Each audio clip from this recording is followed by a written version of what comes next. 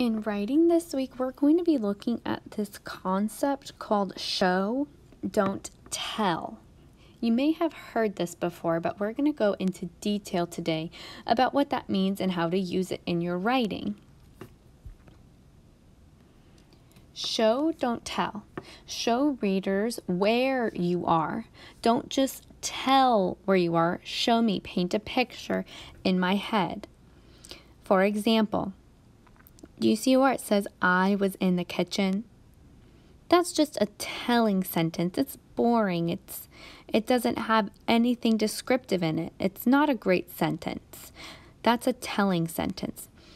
I am looking for a showing sentence. And what I mean by showing sentence is painting a picture in my head. Show me what it looks like. What does a kitchen look like? What are you doing in the kitchen? What do you smell? What do you see?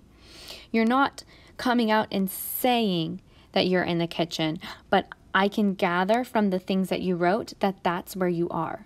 So let's look at what the example is. So again, the telling sentence, I was in the kitchen. Boring. Let's look at the showing sentence. The smell of the onions made my eyes water. The sound of the water bubbling in the pot and the timer beeping made my stomach growl.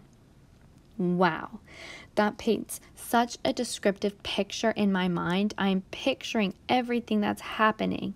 I'm picturing the onions making your eyes water, and I can hear the sounds of the water bubbling and the timer beeping. So you're really painting a picture in my head. You're showing me what's happening.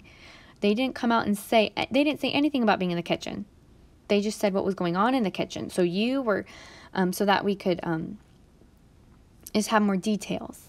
Let's look at the next example. The telling sentence is, we were in the car. Not descriptive at all. It's pretty boring. A pretty basic sentence. It's a simple sentence. It's not even, it doesn't even have 7 words in it. It has less than 7 words. Let's look at the showing sentence. Let's picture it in our minds. My seatbelt clicked into place just as the engine came to life. I could hear my parents discussing the shortest route and the upbeat music on the radio. Wow, that one really paints a picture. You know, just by reading that section, you know that they're in the car, but they didn't come out and say that you were in the car. They just showed you what was happening. They painted such a great picture. And then let's look at the last sentence, and then we'll try one together. I went to the beach.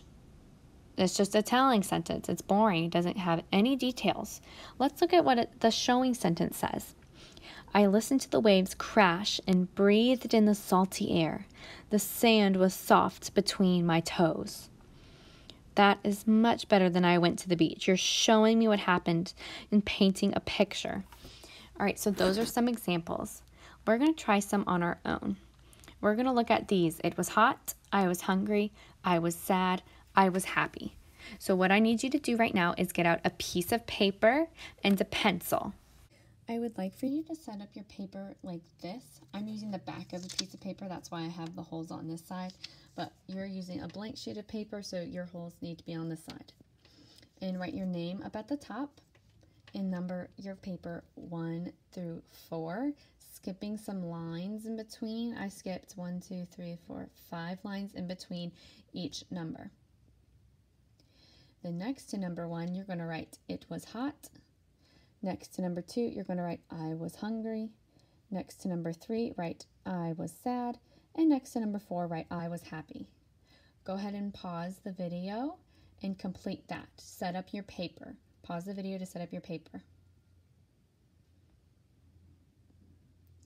Okay, moving on.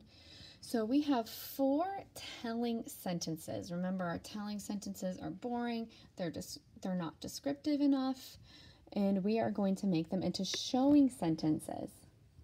Let's do the first one together. It was hot.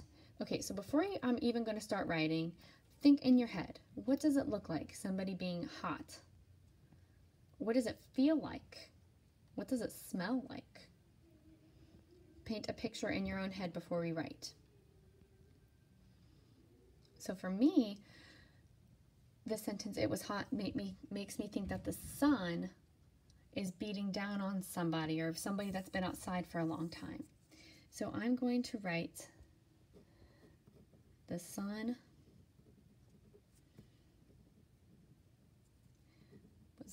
blazing warm.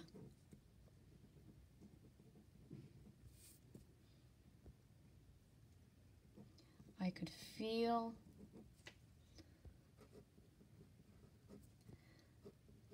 the heat and sweat was dripping from my face. Don't you think that is much better?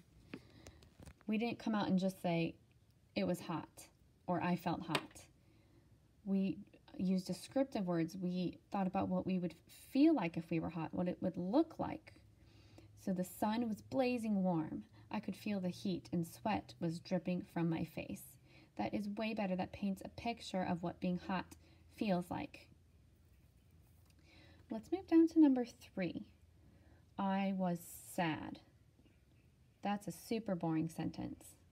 We're going to turn this telling sentence into a showing sentence. I was sad. So before we even write, think about what that looks like. Somebody being sad. What are you picturing? Tears, maybe. I'm picturing somebody that has tears coming down their face, or somebody maybe that's pouting, or their face is all red and maybe puffy from crying because they were so sad. Let's go ahead and write. I was sad. Let's say, there were salty tears.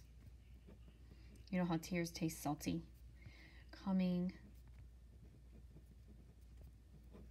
down my face.